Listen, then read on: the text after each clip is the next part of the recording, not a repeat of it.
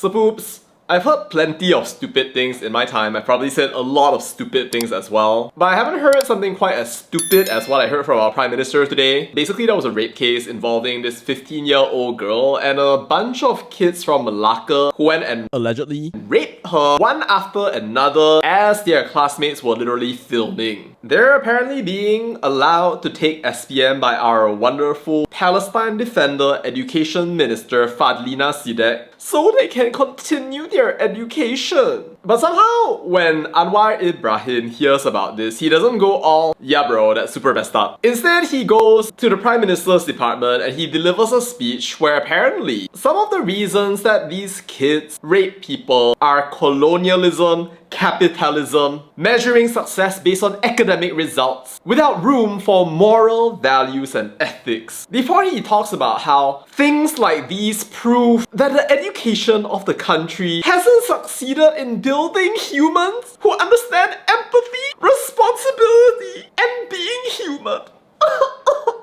While, by the way, glazing his religious values, declaring a successful education doesn't just build the economy, it builds principled, moral human beings that reject materialism. And I'm like, bruh, what? I was like literally trying to scratch my head and try to figure out what he was even talking about, why he was even saying this. Like, I don't know about you, man, but like, when I read that article, I was just thinking that, wow, somebody got raped and the first thing that you decided to do was to talk about capitalism? Really? You thought that was the ultimate jumping off point? If you actually wanted to show your leadership, you could have actually expressed empathy for the girl, empathy for her family. I don't know, like, promise that it will never happen again. Literally, almost anything would have been better than going out and then somehow blabbering about capitalism, humanity, and justice out there? Or are you too obsessed with wanting to reform education to become more moral, humane, and oh, I wonder where we last heard those words. Oh, by the way, here's a Palestine curriculum. Fadlina! You could come up with so many other better reasons, like exposure to content. Have you considered the possibility that maybe they are just like bad people and it actually has nothing to do with the education system?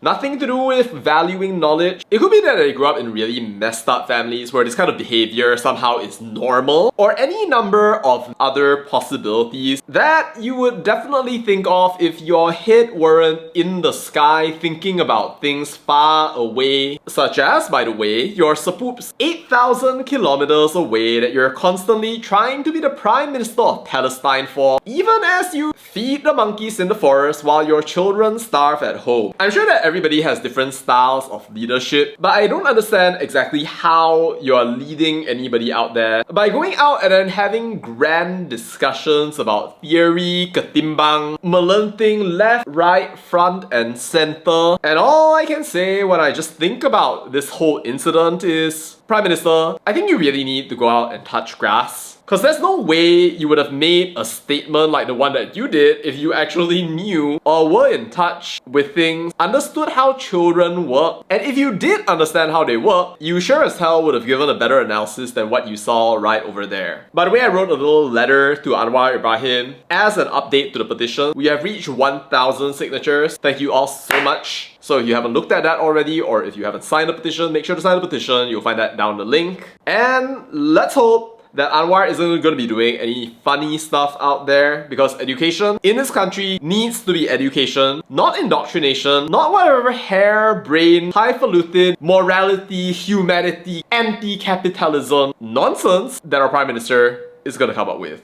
And I look forward to seeing you in the next videos.